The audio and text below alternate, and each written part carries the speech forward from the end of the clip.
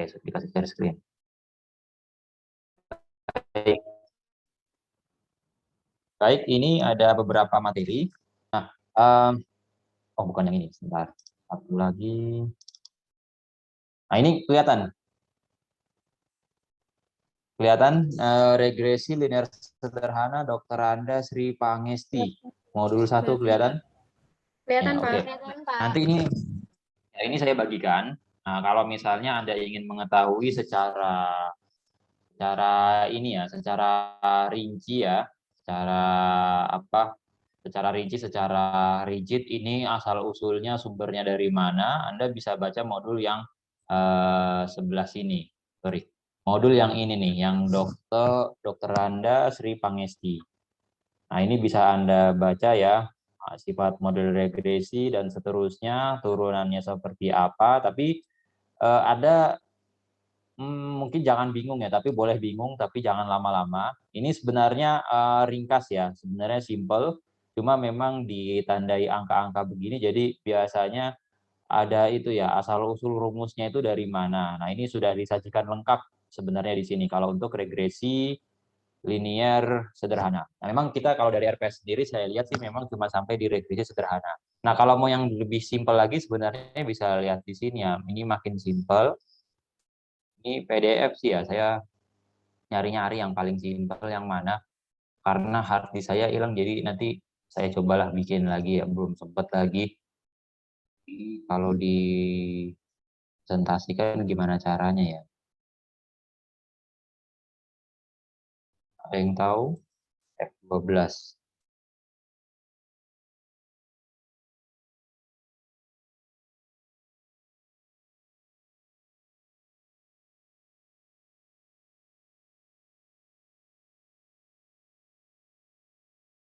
Halo? Tadi sempat terputus? Halo? Iya, sudah masuk, Pak. Sudah masuk ya? Masuk, Pak. Saya F yang mana? Oke, baik. Mudah-mudahan kelihatan ya. Nanti full screen. Oh, bisa full screen. Baik. Ini yang saya dapatkan yang metode statistika dari Dr. Kusman Sadik, Departemen Statistika IPB. Nah, memang mereka juga di sana sering menggunakan tools ini sudah biasa. Kemudian kalau misalnya kita lihat nanti kalau sudah dimasukkan ke dalam Excel itu akan lebih ringkas. Nah, ini hubungan dua peubah atau lebih. Jadi yang sudah dijelaskan sebelumnya bahwa memang ada beberapa banyak variabel ya. Ada banyak variabel di dunia ini yang memang itu bisa saling berhubungan. Contoh misalnya jumlah dosis pupuk ya. Jumlah dosis pupuk dengan banyaknya padi yang dihasilkan. Artinya nanti semakin banyak dosis pupuk, semakin banyak padi yang dihasilkan. Kemudian tinggi dan berat badan. Biasanya ya orang yang punya tinggi badan yang tinggi badannya itu lumayan tinggi ya, jangkung, biasanya berat badannya juga besar. Itu kalau yang lebih pendek biasanya berat badannya juga lebih minimalis lah. Kemudian ini kalau dua peubah atau lebih ya, banyaknya barang terjual, adanya libur, hari libur dan atau tidak hari libur atau tidak serta harga barang. Kemudian bobot badan dengan bobot jantung. Nah, ini ada ininya bobotnya masing-masing. Kemudian ada hubungan peubah lain lagi. Contoh kasus lain sebenarnya banyak ya, umur, tinggi tanaman, biaya promosi, dan volume penjualan, produktivitas pertanian, produksi padi, luas lahan, tinggi badan dengan berat badan, bobot badan dengan bobot jantung. Nah, kira-kira kalau di tarbiyah sendiri ya, pendidikan, kira-kira apa yang mempengaruhi apa? Ada yang bisa jawab? Apa yang mempengaruhi prestasi belajar?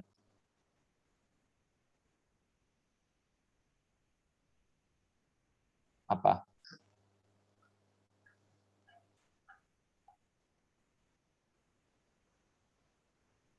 Minat, Pak.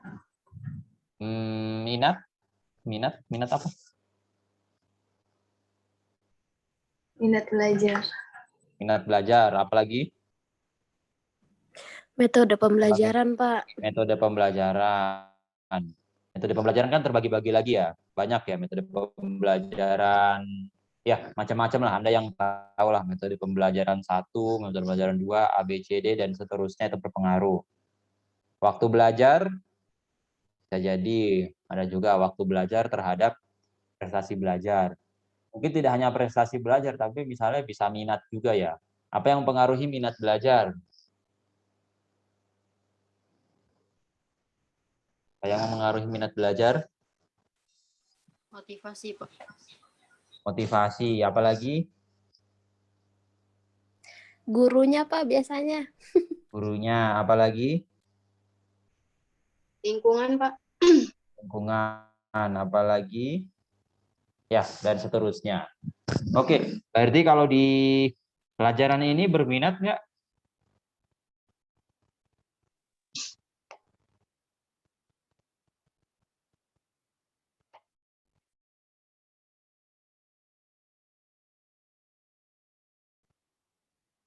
Kok nggak ada yang jawab?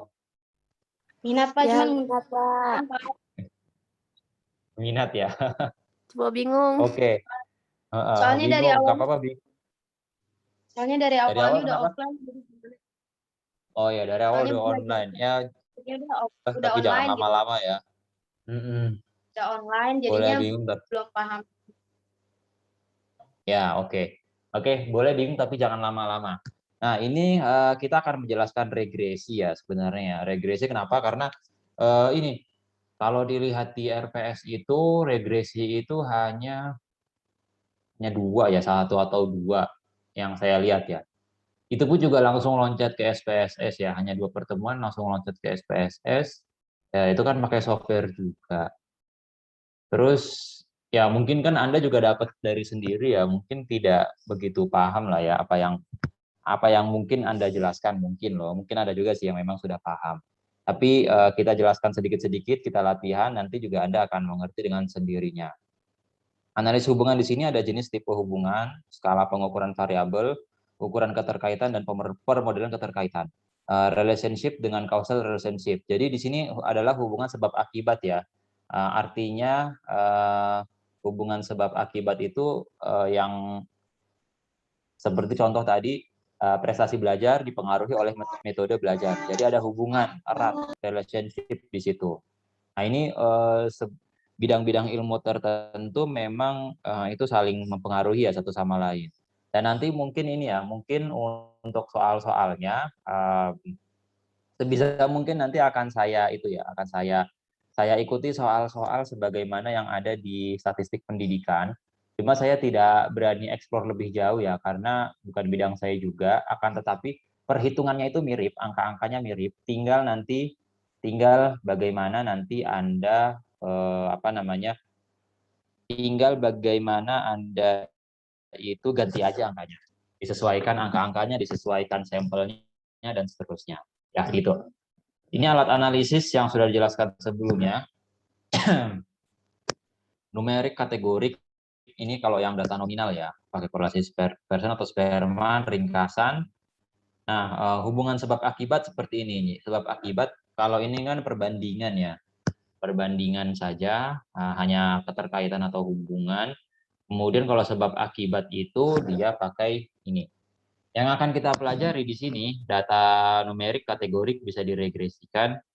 Nanti regresi linearnya itu kita menggunakan ini nih, regresi linear yang sederhana. Regresi logistik dia ada rumus sendiri yang beda ya.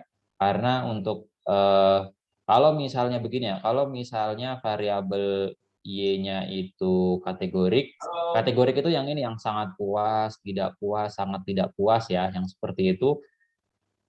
Kemudian variabel X-nya juga kategorik, maka kita menggunakan di sini adalah regresi logistik. Nah, tapi kita harus baru belajar sampai regresi linear dulu ya. Nah, korelasi mungkin sudah tahu korelasi. Jadi korelasi itu hubungan. Itu sudah dijelaskan kemarin.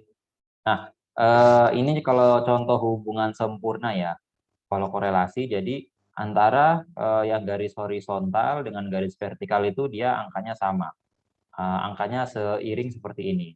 Nah, kalau dia korelasinya 1 sempurna, dia seperti ini. Kalau 0 begini, dia tidak terpola. Artinya apa? Kalau korelasinya 0, dia makin tidak terpola.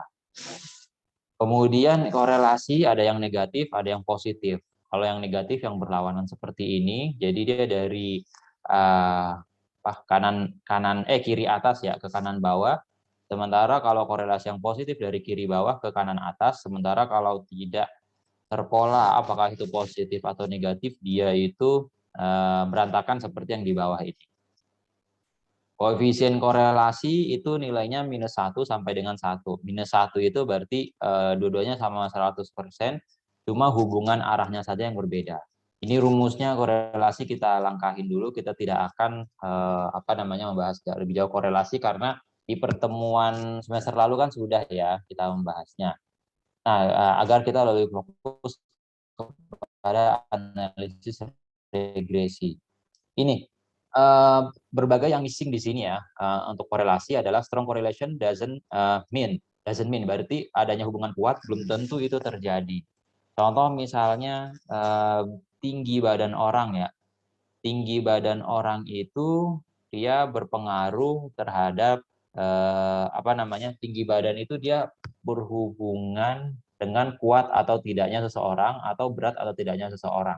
Nah, belum tentu juga karena kadang-kadang memang ada orang yang tinggi karena memang pada dasarnya itu sudah tinggi, tapi dia itu tidak serta-merta dia berat itu dipengaruhi oleh dia berat tidak serta-merta dipengaruhi oleh tinggi badan. Kadang ada orang berat itu kan karena memang dia pola hidupnya yang ya tidak sehat. Atau misalnya tidak serta-merta bahwa orang itu tinggi karena berat badannya besar.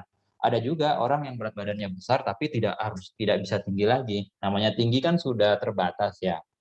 Contoh lain lagi, kalau kita lihat ya, ini yang biasa analisis di ekonomi bahwa negara yang punya iklim sejuk, misalnya ya negara seperti Jepang, Korea, kemudian negara-negara Eropa ya, Amerika, kemudian Kanada, Australia, itu mereka lebih makmur daripada negara yang beriklim lebih panas, misalnya Indonesia, Malaysia, Filipina. Sekilas memang benar juga, tapi belum tentu juga. Ada misalnya negara yang iklimnya itu panas tapi maju, ambil contoh misalnya Singapura, Hong Kong. Hong Kong termasuk ya tidak sejuk juga sih. Singapura, Hong Kong atau Australia bagian utara, dan di negara yang iklimnya dingin pun juga banyak banyak kasus kemiskinan ya. Contoh misalnya Ukraina, negara-negara Eropa Timur, Armenia, kemudian Azerbaijan juga seperti itu. Artinya banyak sekali kasus-kasus seperti itu. Nah, kemudian itu yang menjadi pengembangan dari analisis regresi, bahwa memang harus dianalisis lebih jauh apakah memang ini punya hubungan sebab akibat. Karena korelasi sendiri itu dia sudah menggambarkan dua variabel tapi belum tergambar sebab akibat. Yaitu hanya menggambarkan variabel dengan jumlah yang sama tetapi tingkat kebetulannya itu besar. Jadi karena kebetulan aja memang dia itu seperti itu. Kondisinya memang seperti itu, tapi dua-duanya tidak ada hubungan timbal balik. Nah, maka kita akan membahas analisis regresi ya. Analisis regresi linear ini dalam parameter, sementara sederhana ini variabel X-nya cuma satu, yang mempengaruhi cuma satu, sementara yang berganda itu yang mempengaruhi lebih dari satu. Bisa dua dan seterusnya. Nah, kalau kita lihat di sini hubungan parameternya, jadi kalau peubahnya itu dia hanya satu, maka kita menggunakan regresi linear sederhana. Kalau lebih dari satu, regresi linear berganda. Kalau hubungan parameternya tidak linear, maka menggunakan regresi non-linear. Tapi ini abaikan dulu, yang ini juga abaikan dulu, kita bahas yang ini saja ya, sampai selesai semester ini. Regresi linear sederhana. Nah ini misalnya, kemarin kalau nggak salah di kelas ini ada yang membahas fungsi deterministik. Ada lagi yang membahas fungsi stokastik. Deterministik dan stokastik.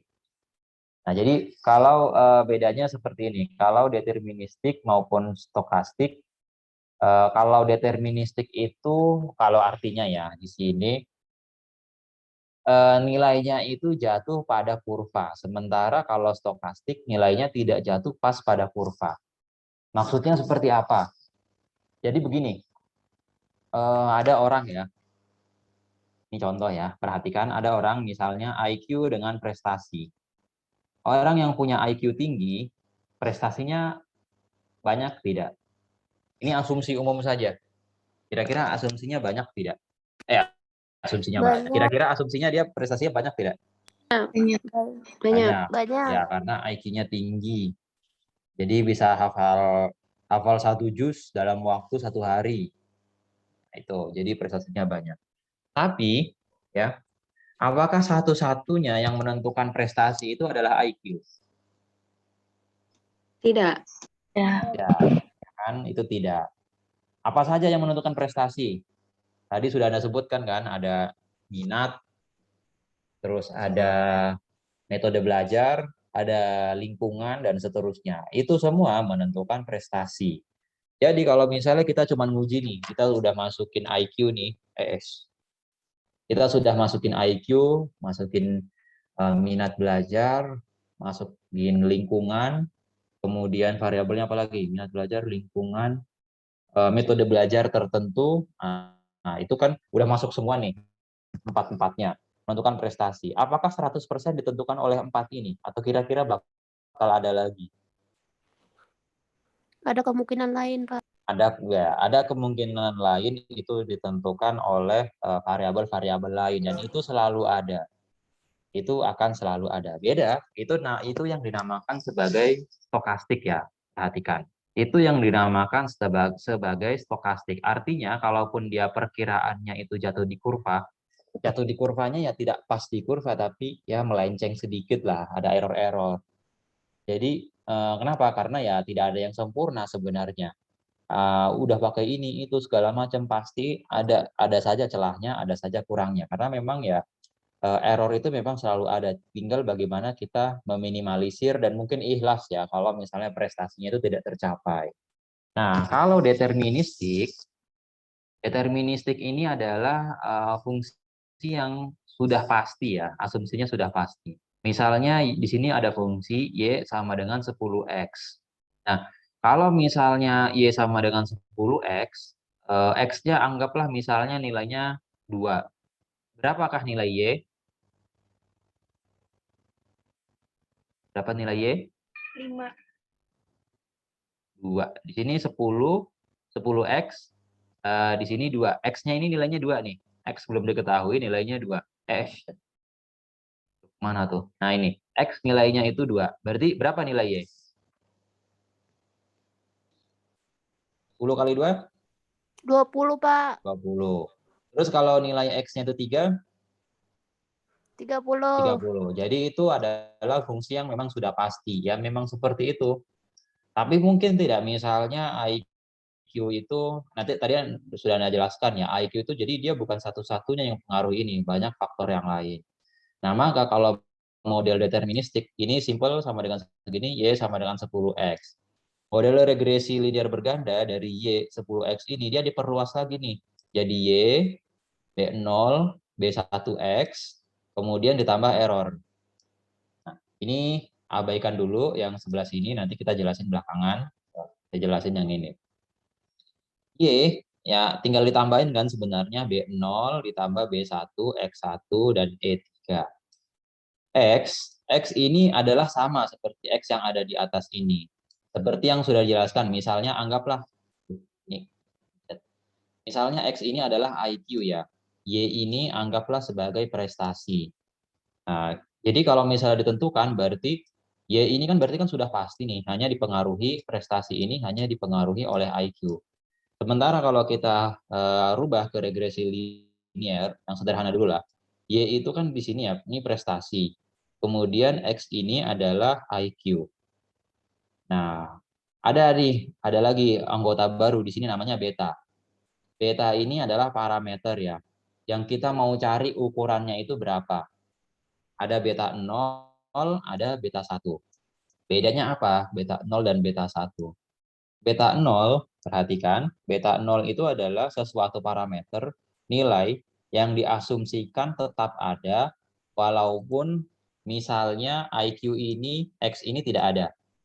Tapi itu kalau bahasa statistik ya, bahasa statistik. Tapi kalau diartikan mentah-mentah kan mungkin tidak itu juga ya, tergantung dari konteksnya. Karena seperti ini nih, misalnya kita ambil contoh yang lain ya. Misalnya yang ini nih, profit dan biaya iklan. Orang kalau misalnya ngiklan terus, ya kira-kira profitnya akan nambah tidak? Akan bertambah tidak? Orang kalau ngiklan terus, iklan tujuannya buat apa? Promosi kan? Buat nyari Nah, pelanggan. kalau promosi kan nyari pelanggan. Nyari pelanggan misalnya iklan dengan iklan orang iklan itu kira-kira dia buat apa? Untung yang lebih banyak tidak? Iya. Nah, artinya kalau misalnya dia mau profit, ya kalau dia itu mau profit berarti harus ngeluarin biaya iklan lebih banyak. Tapi balik lagi, apakah dengan adanya profit yang profit dengan iklan yang besar-besaran sudah pasti profitnya naik? Belum tentu, karena ada variabel lain. Oke, kita cari pakai yang ini saja deh untuk regresi. Jadi anggaplah Y-nya itu adalah profit. Kemudian X-nya ini adalah biaya iklan. Nah, di kasus di mana beta, kita membahas beta lagi, beta ini adalah beta 0. Jika misalnya sesuatu yang tetap ya, parameter yang tetap, nilai yang tetap, kalau si biaya iklan ini dia tidak ada. Nah, kira-kira kalau biaya iklan itu tidak ada, ya. Halo? Ya. Kalau biaya iklan itu tidak ada, kira-kira masih bisa profit tidak? Ada kemungkinan bisa profit tidak? Kalau orang tidak ngeluarin biaya iklan. Ada. Nah, masih ada kemungkinan. Ini yang ditentukan nih di beta 0 ini. Jadi beta 0 ini untuk menentukan berapa besaran sesuatu ya, sesuatu profit itu kalau iklannya itu dia tidak ada. Nah, ini kan tergantung juga sebenarnya untuk pemahamannya, untuk konteksnya tergantung dari bagaimana kita memahami konteksnya. Kita misalnya ke IQ ya. Y ini misalnya prestasi belajar. Kemudian X-nya ini kita pakai IQ. Mohon maaf nih ya, mungkin nggak orang itu IQ tidak ada. Enggak, Pak. Enggak ya, kalau nggak ada IQ berarti meninggal kan? Ya kan? Tidak ada IQ itu berarti meninggal. Kalau meninggal berarti ada prestasi nggak? Ya nggak ada. Nah, artinya kalau begitu, terus gimana ngertiinnya kalau seperti itu? Jadi beta 0 ini artinya ini sangat erat ya, sangat erat atau sangat istilahnya itu adalah sangat kontekstual atau sangat relatif terhadap apa yang ingin Anda jelaskan. Terus bagaimana cara menjelaskannya? Misalnya Y-nya ini adalah prestasi, kemudian X-nya ini adalah IQ. Anda jelaskan bahwa jika IQ-nya itu tetap, jadi jangan bilang jika IQ-nya tidak ada, tapi jika IQ-nya tetap. Nah, itu kan penjelasannya kan logis ya. Misalnya IQ-nya tetap, tetap di berapa? Misalnya tetap di angka 100, maka prestasi belajarnya adalah sekian. Tapi kalau IQ-nya tidak ada, jangan seperti itu. Atau misalnya bisa juga biaya iklan, jika biaya iklan tidak ada, itu masih logis. Biaya iklan tetap, itu juga tidak ada.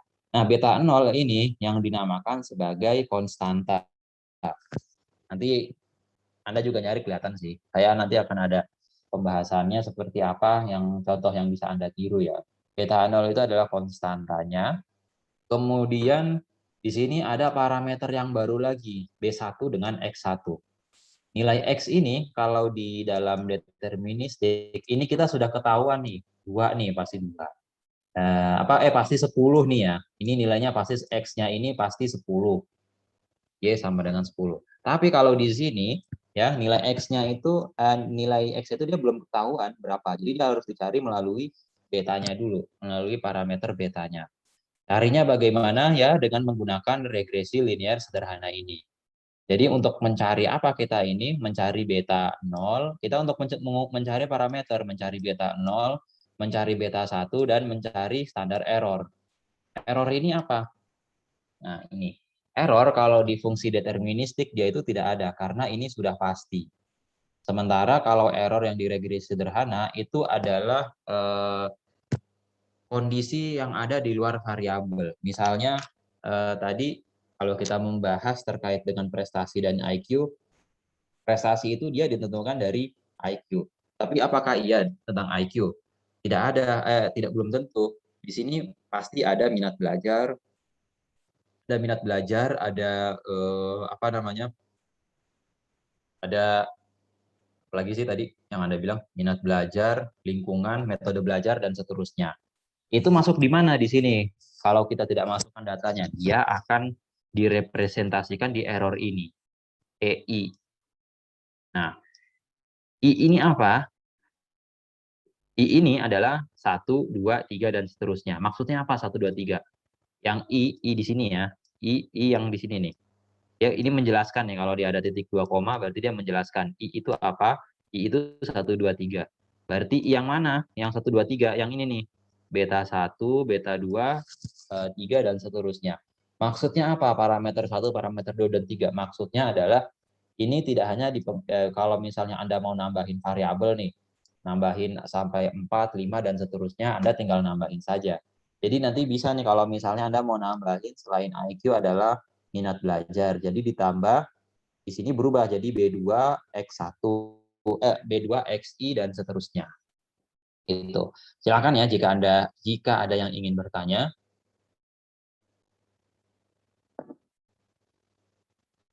Nah, ini kalau misalnya nilai regresinya itu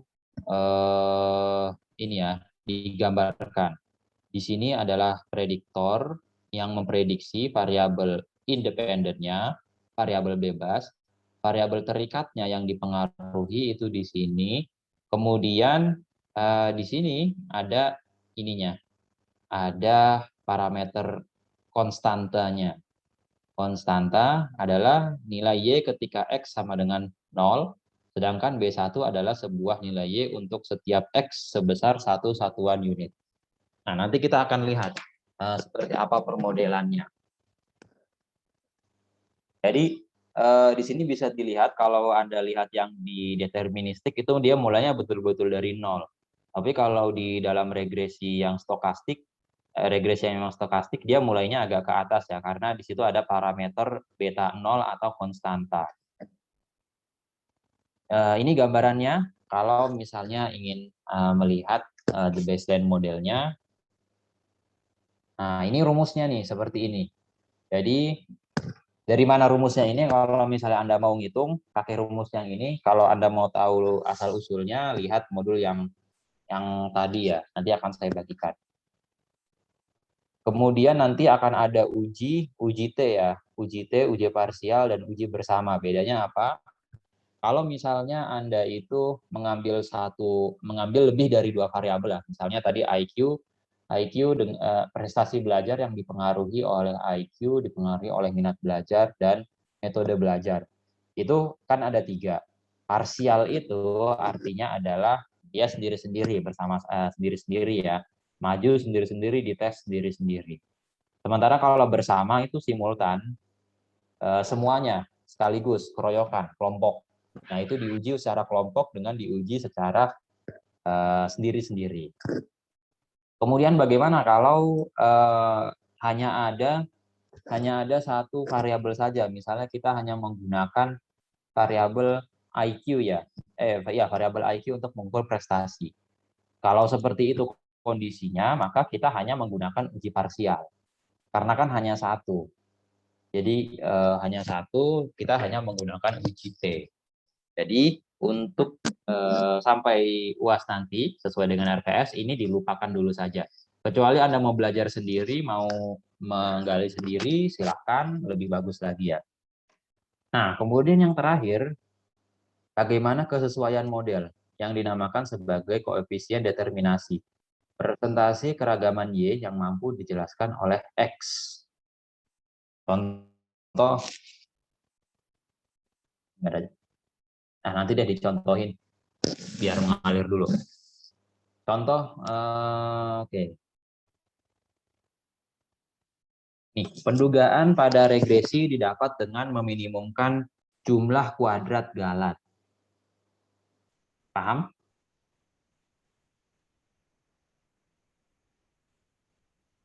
Halo, saya masih di siaran ini. Pendugaan parameter pada regresi didapat dengan meminimumkan jumlah kuadrat galat atau error. Jelas ya? Iya, Pak. Nah, jelas. Maksudnya gimana meminimumkan jumlah kuadrat error? Udah paham belum nih? Dikecilin, Pak. Nah, dikecilin apanya? Errornya ya? Iya, Pak. Ya, oke. Oke. Berarti sudah paham. Mungkin mudah-mudahan yang lain paham juga ya. Karena begini nih.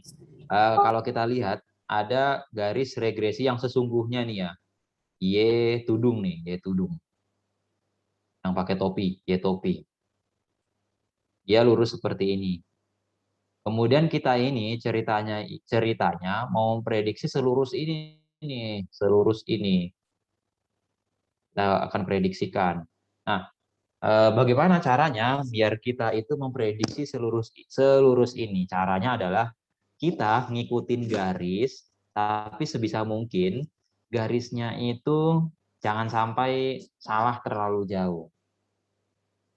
Nah, kalau misalnya ini ya diberikan pilihan, misalnya Anda ini harus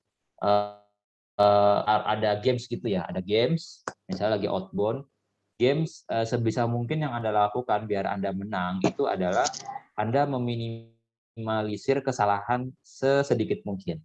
Kira-kira seperti itulah yang dinamakan sebagai metode kuadrat terkecil. Atau kalau misalnya di bahasa Inggris kan nanti ada akan dengar istilah ordinary least square. Principle of least square ini untuk memprediksi sum of square of for error. Nah, nanti ada praktisnya lagi yang lebih mudah nanti untuk Anda coba. Nah, ini ada beberapa yang variabel yang tidak bisa dijelaskan seperti ini yang di luar nih. Unexplained ini dipengaruhi oleh faktor-faktor lain, sementara ini dipengaruhi oleh variabel yang Anda buat.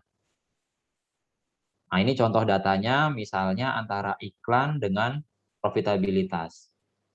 Ini yang variabel independennya yang mana? Yang Ya, dipengaruhi iklan. Yang profit variabel X. Profit variabel dependent. Nah, ini kalau misalnya di plotting ya, di plotting untuk penyelesaian dari regresinya. Ini penjumlahannya sekian. Ini rumusnya, ini hasilnya. Kemudian ini kalau pakai software, pakai Minitab, seperti inilah hasilnya ya. Kemudian ini ini diulang lagi. Kemudian ini uji hipotesis sebenarnya ada ini ya, ada 3 macam. Kalau misalnya kita melihat nolnya, beta tidak sama dengan 0, beta lebih dari 0, kemudian beta kurang dari 0. Cuma memang di dalam modul ini ya, memang yang dipakai itu adalah hipotesis model 1 begini, di mana beta itu adalah 0.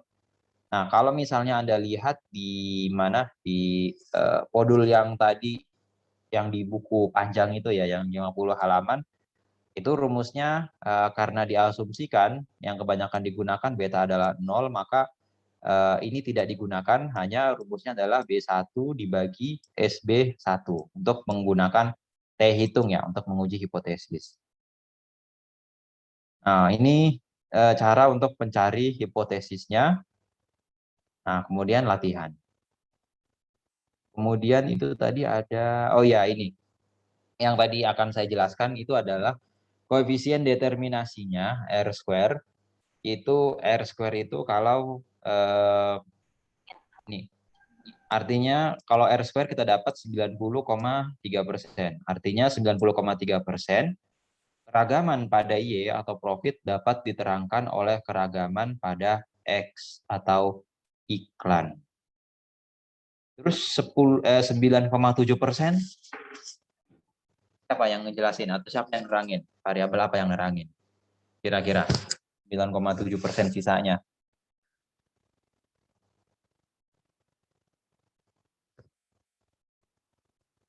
Sisanya dari mana?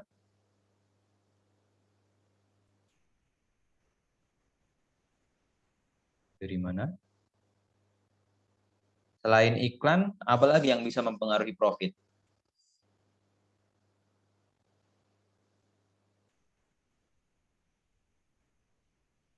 Halo,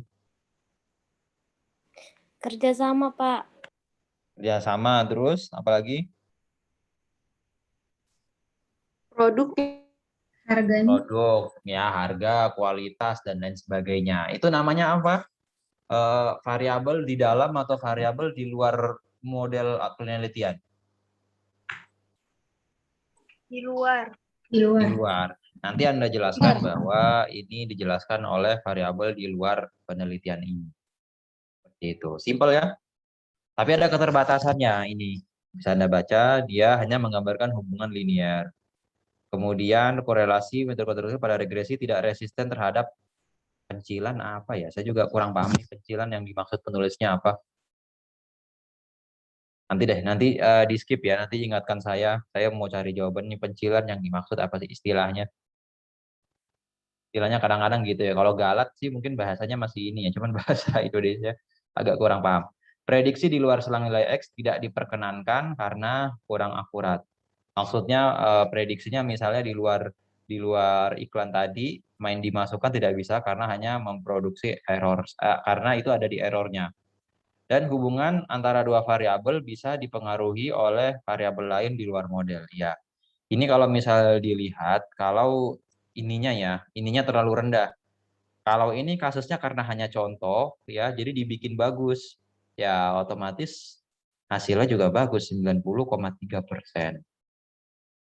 Otomatis bagus. Tapi kalau misalnya di real, misalnya Anda sudah berhadapan dengan kasus real, susah sekali kita nyampe 90%.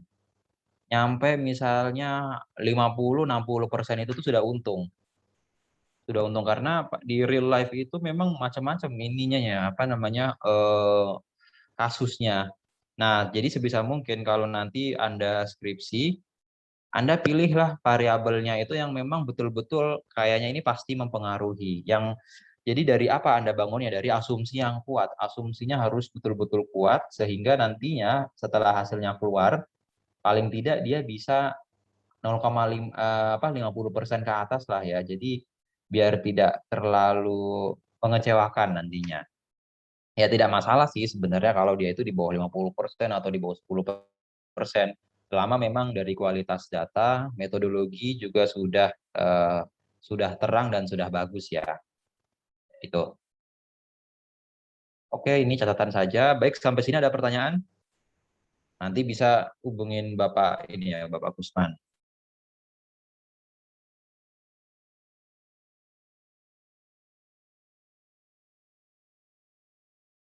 Sepertinya tidak sabar untuk latihan. Oke, ini tadi kita mau membuktikan ya. Kita buktikan tadi di kasus ini. Mau nyamain nih, angkanya sama atau tidak nih hitungannya. Nah, dia juga hitung manual. Saya juga udah nyoba-nyoba hitung manual. Kemudian, nah ini di software pun juga hasilnya juga sama ya dengan yang ada di software. Jadi, apakah kita tes nih, kira-kira sama atau tidak nih? Kalkulatornya kan sama ya, teknologinya sama, jadi insya Allah bisa lah. Oke, masih bersama saya di siaran ini. Masih, Pak. Baik, sudah terlihat jelaskah ini gambarnya? Sudah, Pak. Sudah ya, baik. Oke, kita ini ada dua data ya. Oh, ini bukan IQ nilai, ini iklan, ini profit. Nah, jadi ada dua skenario ya. Ada dua variabel, yaitu variabel iklan. Ini variabelnya jumlahnya 10 nih. Jumlahnya ada 10, 1, 2, 3, 4, 5, 6, 7, 8, 9, 10. Kalau kita dinomerin, ada 10.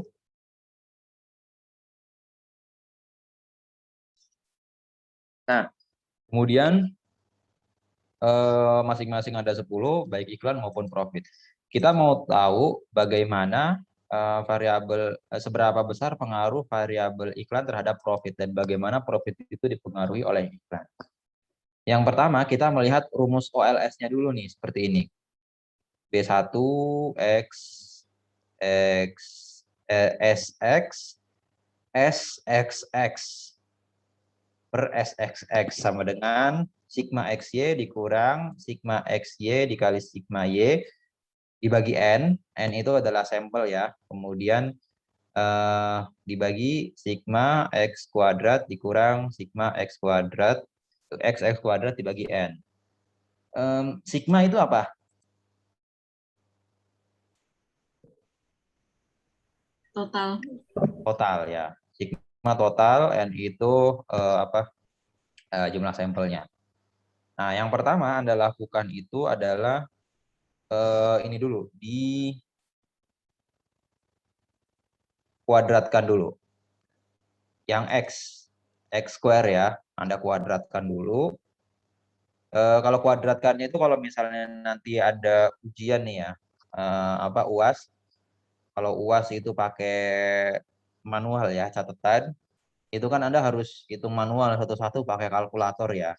Nanti kalau misalnya ada UAS lagi sama Bu Faza gitu misalnya, UAS sama beliau nanti Anda pakai kalkulatornya yang pakai Excel aja. Tinggal Anda masukin, jadi tidak usah pakai kalkulator beras ya. Bisa sih pakai kalkulator beras ya, tapi kan agak itu ya, lama ya, dan nanti bisa salah tulis. Kalau ini kan tinggal nyalin aja. Caranya ini, X mana? Di sini kan, X. Kemudian pangkat 2 itu dikuadratkan. Yang tudung mana tuh? 6 nih, tudung 2, pangkat 2. Hasilnya 961. Baik. Kemudian yang ditudungin juga tidak hanya X, tapi juga Y. Ini tidak perlu Anda klik ulang, cukup Anda tarik garis di sini yang pojok sini. Nah, keluar angkanya. Kemudian kalau mau ke bawah bagaimana? Tidak perlu Anda hitung satu-satu, cukup Anda tarik angka di bawah seperti ini. Sorot yang bawah ini nih, yang bawah, tahu ya? Tanda yang ada di bawah ini nih, kalau di sini kan jadi plus nih tandanya. Tinggal drag and drop sampai ke bawah, keluar. Seperti itu. Begitu juga misalnya yang XY. XY ini adalah X dikali Y. X dikali Y berarti gampang, tinggal yang I4, 4 yang sel I4 yang ada di sini, kemudian dikali, tanda kali pakai lambang yang ini ya, kali Y. Di enter. Kemudian tinggal Anda drag and drop turun seperti ini. Selesai. Kemudian kalau kita mau menjumlahkan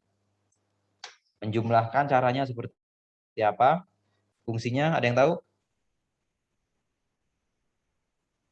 Ada yang tahu fungsi penjumlahan Excel? Sum atau sum.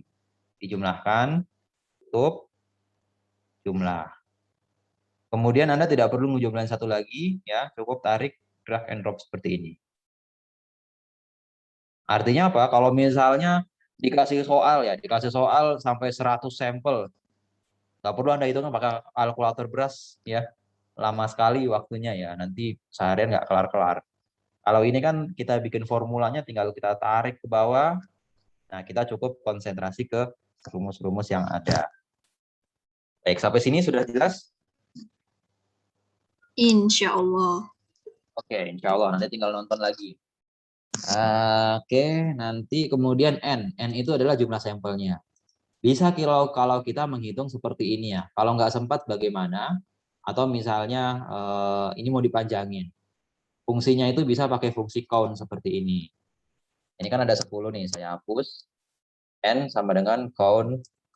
Count itu berarti dia ngitung ya, berapa jumlahnya. Sorot ke bawah, dia ada berapa sih gitu ya. Kalau misalnya kita nggak mau ngitungin satu-satu, ada 10. Mungkin kalau hanya 10 terlihat sederhana ya. Coba misalnya angkanya tidak bulat ya. 67, 49, 85, itu kan susah ngitungnya. Kalau satu-satu lama, jadi Anda bisa menggunakan fungsi count. Baik. Sekarang kita akan hitung dulu nih yang SXY. SXY itu adalah rumusnya seperti ini, sigma XY dikurang sigma X kali sigma Y dibagi N. Oke, caranya nanti di sini sudah selesai ya untuk penjumlahan, kita nanti fokus ke sini nih.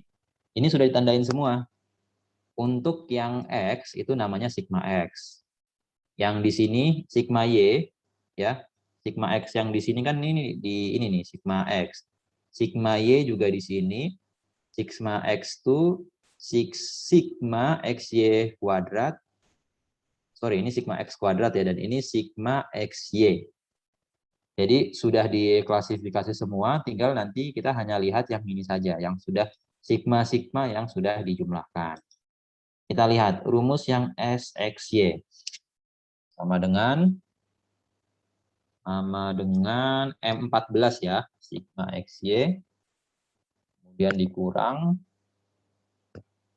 kita pakai 2 dalam kurung. Kemudian kita dikalikan ke I14 ya. I14 dikali sampingnya. C14 atau sigma Y, kemudian kita tutup. Dibagi N-nya, mana N? Nih. Kita tutup. SXY diperoleh nilai sebesar 24480. Nah, kita cek. 24480. Sama ya. Ada yang aneh?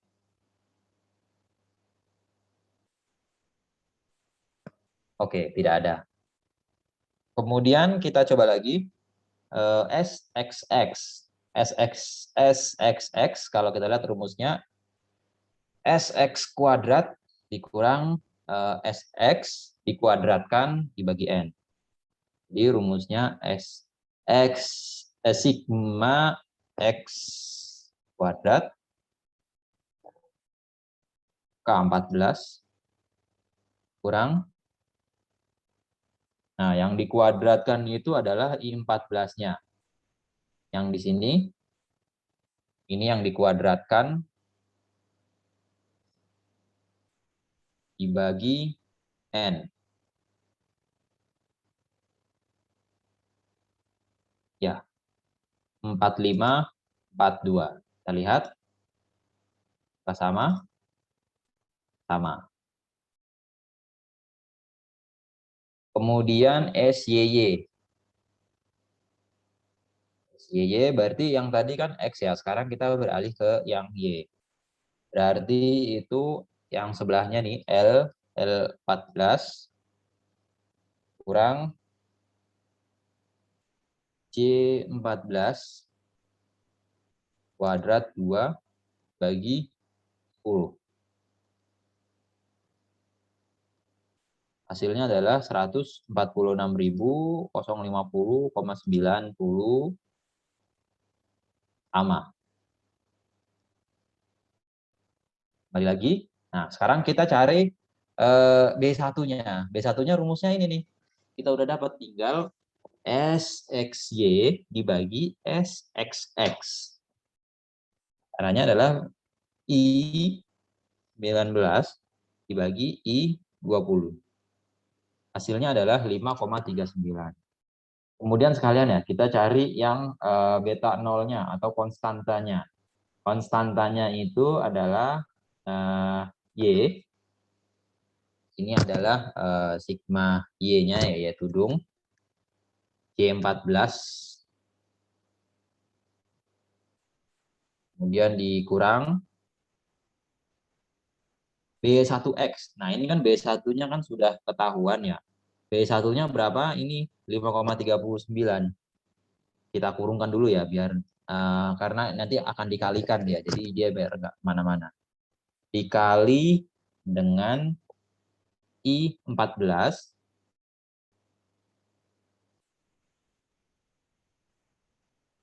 Ini. Kemudian kita tutup kurung, kemudian dibagi N. Hasilnya 381,95. Oke, kita pastikan dulu ya dari rumus ini.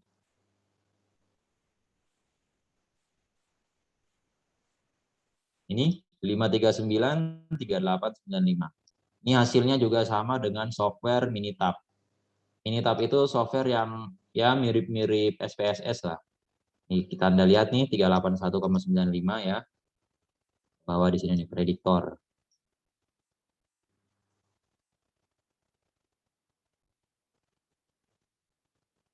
Nah, hasilnya sama kan dengan yang ada di software Minitab. Jadi kita cukup menggunakan Excel ini. Menggunakan Excel Anda sudah bisa tahu jawabannya. Nanti akan saya share juga dengan rumus-rumusnya juga ya. Tinggal nanti Anda ganti angka, Anda bisa menjelaskan. Yang penting Anda tahu dulu ceritanya itu dari mana.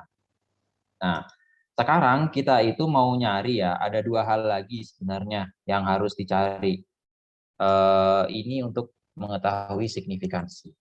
Ada 3 hal lagi ya berarti.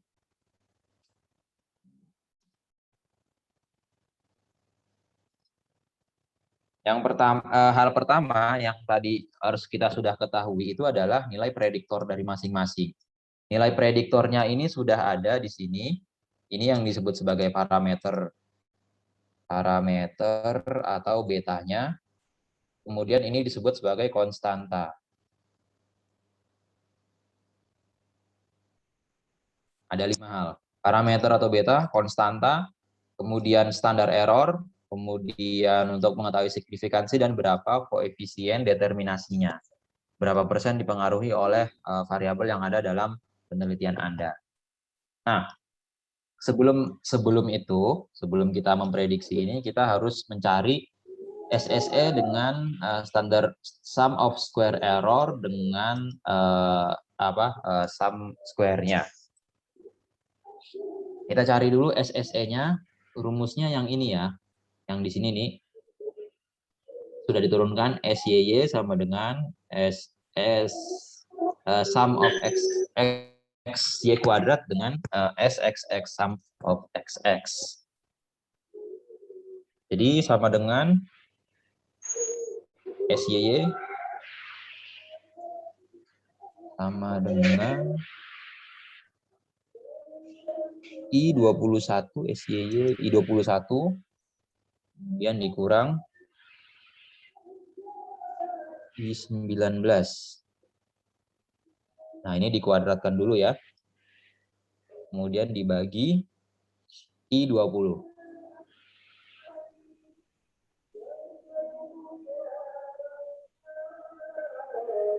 Satu. Ya. Hasilnya adalah 14.118,4.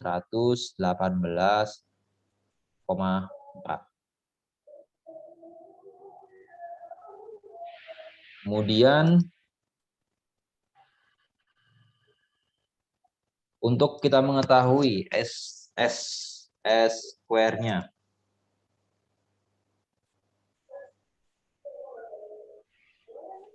S square-nya tinggal lihat rumusnya di sini. Rumusnya adalah SSE dikurang N-2. SSE-nya mana ketahuan? Di atas sini. Dibagi. Harus dipisahkan dulu. I17 itu adalah dibagi N-nya ya. N-2. Hasilnya 1764,81. Kemudian SB1. Nah, ini kelihatannya rumit sih ya, tapi sebenarnya rumusnya juga tidak terlalu rumit. Sama dengan itu akar. Akar itu kalau di Excel fungsinya adalah SQRT. Square root. Square root kemudian I29 di sini ya. Nah, ini S square karena di sini nih kalau Anda lihat ini S nih. S yang 2 di sini S pangkat 2 ini adalah SSE dibagi 6,2. Dan yang di bawah ini, ya, kalau Anda lihat ini, itu adalah I20 atau SXS dibagi I20.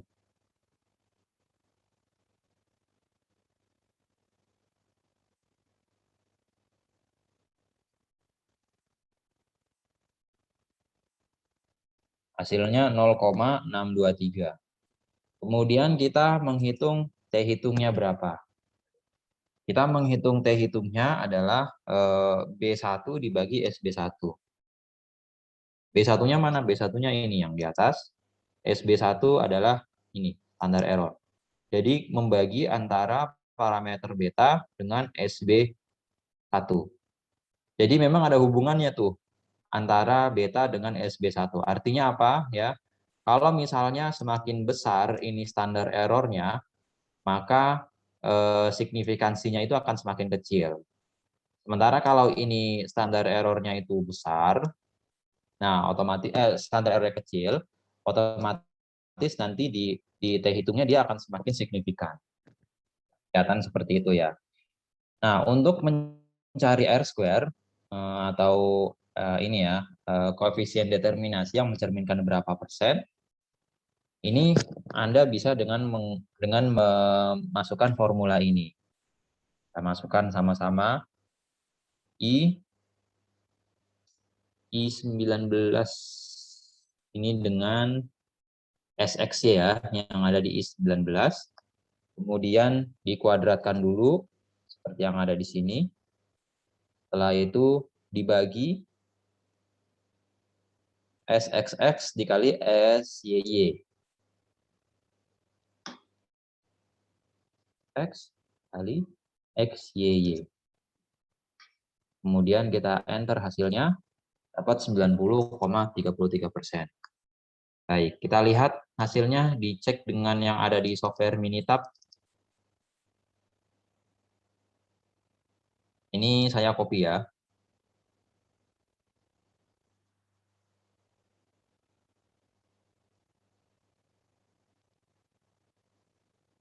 Saran.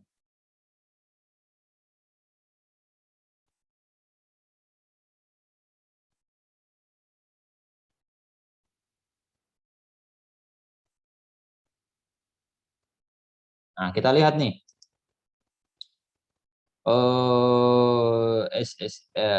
R square ya. R square 90,33%. Nah, sama kan? 90,3.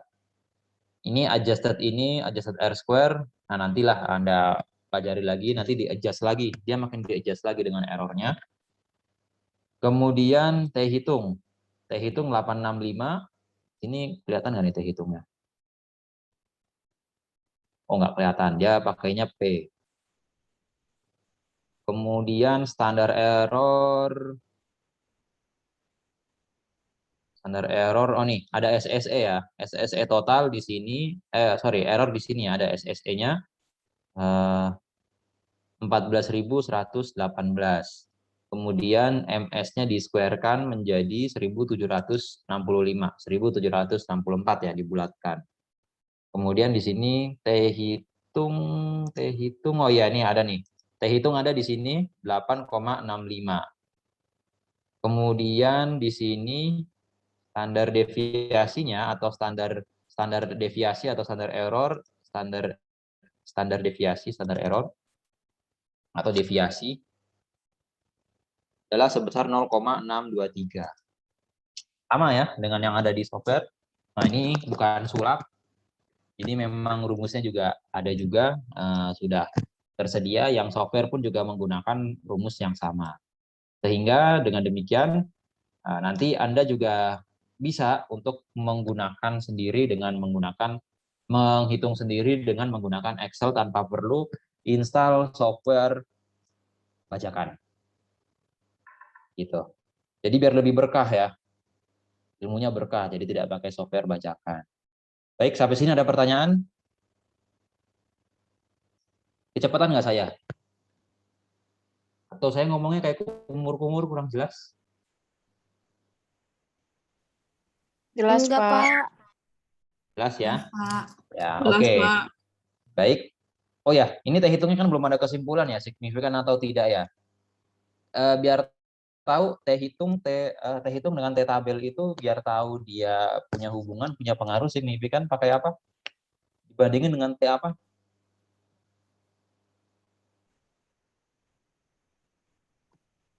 Dibandingin dengan teh tabel. Kita harus bandingkan dengan teh tabel.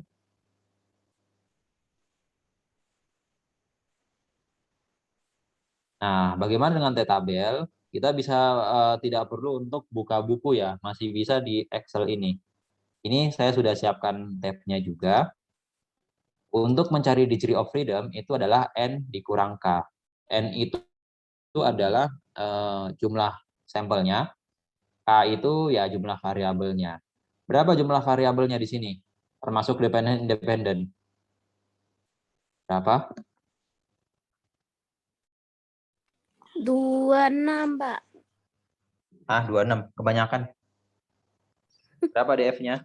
DF dengan N min K. Jadi DF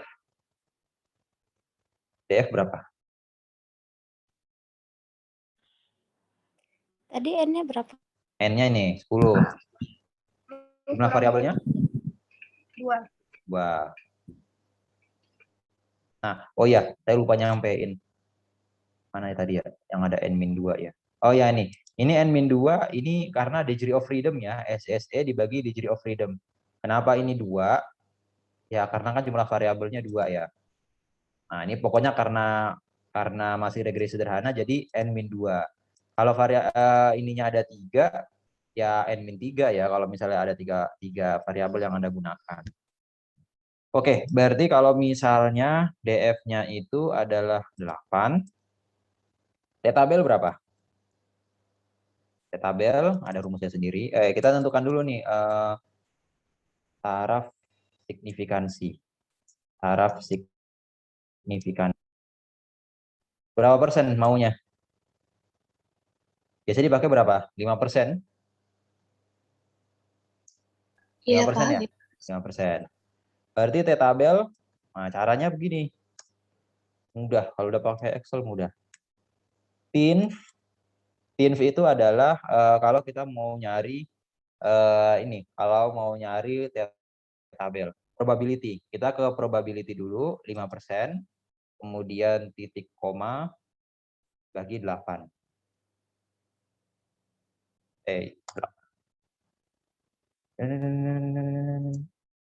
Nah, oh ini tanda kurungnya kurang banyak. Oke, T-tabel hasilnya adalah 2,31. Artinya T hitung lebih besar, lebih besar ya, lebih besar begini ya, lebih besar daripada T-tabel karena 8,65 lebih besar daripada 2,31. Maka H0 ditolak. Artinya terdapat pengaruh signifikan.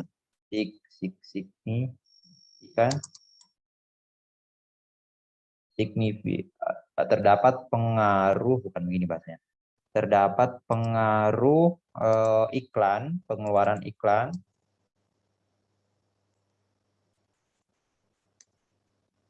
terhadap profit secara signifikan.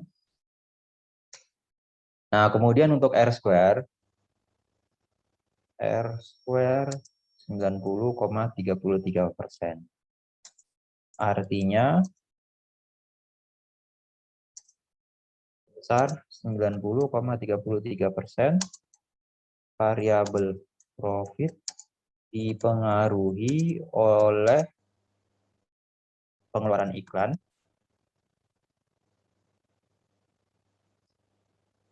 Sedangkan sisanya berapa?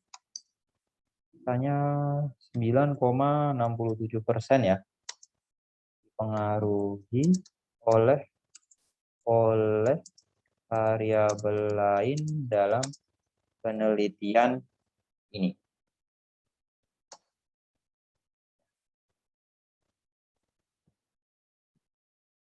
Oke, ada pertanyaan?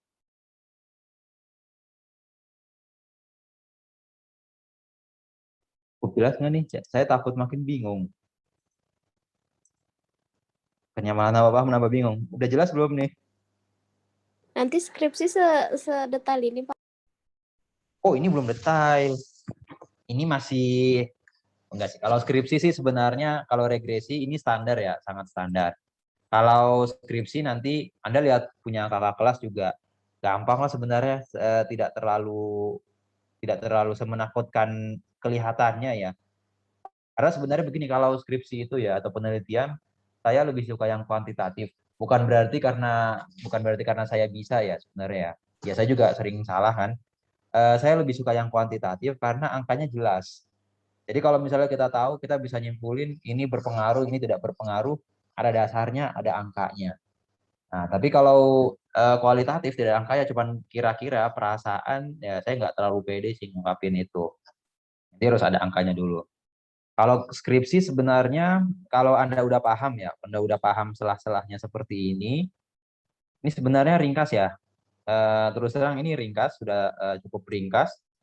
Kalau Anda nanti sudah paham seperti ini, alurnya bagaimana, nanti insya Allah akan lebih mudah kalau Anda itu nanti skripsinya kuantitatif. Kalau kuantitatif ringkas, sebenarnya kalau saya ini, kalau boleh kasih saran. Kalau kualitatif kan ya begitu. Yang penting bab 2-nya tebal, bab 3-nya tebal, bab 4 masukin wawancara, penjelasan sedikit, kesimpulan, terus kesimpulannya ya subjektif ya, bukan berarti ini kan kualitatif ya, cuma lebih itu aja sih. Kalau saya sih lebih pede aja kalau yang kuantitatif karena bisa bunyi ada dasarnya. Itu. Oh, jadi Bapak yang suka yang pasti-pasti ya, Pak? Ya iyalah. Nih rumusnya gini aja nih sebenarnya nih. Cuma ini aja dijumlahin kan. Ini dijumlahin, ini ngikutin rumus. Nih, coba gitu aja nih, rumusnya nggak panjang-panjang kok. Nah kan, hmm, hmm. Cuma 1 baris, nggak ada 1/8 baris. Nah, ini hasilnya sama dengan software. Gitu.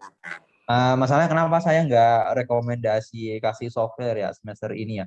Karena semester yang lalu-lalu saya kasih SPSS, PSPP, yang install 2-3 orang, yang lain Excel-nya, kalau Excel sih udah pasti ya, hampir setiap komputer itu pasti punya Excel, jadi nggak perlu nginstal-nginstal lagi. Jadi biar gampang lah, udah kasih Excel aja biar bisa paham logika juga kan. Nah, ini nggak apa-apa, masih simple. Kadang kalau saya juga lagi itu ya bikin financial model, itu rumusnya itu bahkan sampai berbaris-baris di sini, sampai 3 baris. Ini rumus semua, ini masih lebih simple sih sebenarnya. Jadi Anda silahkan jalankan, jangan takut ya. Ini bukan sesuatu yang harus ditakutkan. Ya pasti bisa lah kalau misalnya ini. Nanti saya juga akan kasih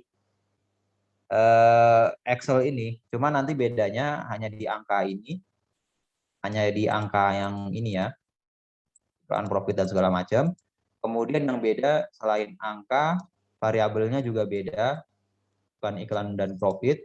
1 variabel beda, 2 angkanya pun juga beda, dan yang ketiga itu adalah jumlah n-nya juga berbeda.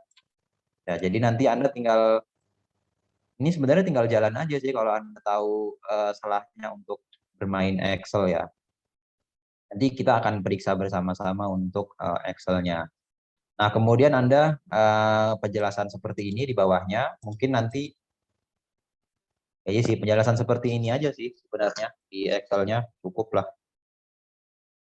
Kalau Anda misalnya mau ditambahkan, dipercantik gitu ya, Excel-nya juga silahkan. Nanti juga karena regresi udah saya paparkan ya. Jadi ya udah, tinggal ini aja sebenarnya. Enak kan sebenarnya tugasnya. Presentasikan, tapi didemonstrasikan ya dari awal. Ininya juga rumusnya juga dihilangin dulu nih. Kalau nanti saya minta didemonstrasikan, jadi rumus ini harus dihilangkan dulu ya. Jadi benar-benar kosong seperti yang saya presentasikan dan mungkin yang rekaman yang sudah pernah Anda lihat dari kelas sebelumnya. Jadi Anda ketik sendiri, nanti rumusnya dihilangin dulu, blank, kosong, kemudian Anda presentasikan. Gitu. Ikutin rumus yang ada di samping. Jadi nanti antara kelompok 1 sampai kelompok 4 sama regresi semua. Jadi kita bahas regresi sampai benar-benar ngelotok. Ya. Baik, ada pertanyaan sampai sini? 9.17 nih, saya sebentar lagi masuk ke kelas Anda yang lain. Silakan. Enggak, Pak. Cukup. Cukup? Ada insya Allah, Pak. Ya, baik. Kalau begitu, insya Allah kita cukupkan sampai di sini. Kurang lebihnya saya mohon maaf jika ada salah kata. Semoga nanti Anda bisa lebih memahami dengan menggunakan Excel ini. Harapannya saya begitu, jadi biar mengerti semua. Kelompoknya dibagi terserah Anda aja sih. Mau dibagi bagaimana nanti dicatat aja di Excel-nya nama kelompoknya siapa-siapa saja. Oke, nanti ini akan saya bagikan mungkin setelah kelas berikutnya ya. Kelas PIAUD dan kelas ini apa sih? Kelas B dan C ya? Atau A dan B? Pak. Ada A dan B ya? A dan B ya. Oh ya, nanti setelah kelas PIAUD dan kelas C. Setelah akan saya bagikan. Sekaligus akan saya bagikan juga soal untuk kelas A dan kelas B. Nah, kelas B nanti nanti saya itu ya. Yang belum dapat waktunya belum jelas sampai kelas B ya, yang belum saya kasih tahu ya untuk setelah ini ya. Iya, baik. Ya, kelas B nanti akan saya kabarin juga ya kapan pertemuannya. Ya, sehari ini nanti setelah saya masuk di kelas PIAUD dan kelas C. Ya, baik demikian yang dapat saya sampaikan. Kurang lebihnya saya mohon maaf. Wassalamualaikum warahmatullahi wabarakatuh. Sampai bertemu di presentasi nanti ya. Waalaikumsalam warahmatullahi Waalaikumsalam. Terima kasih banyak, Bapak. Makasih, Pak. Banyak Bapak.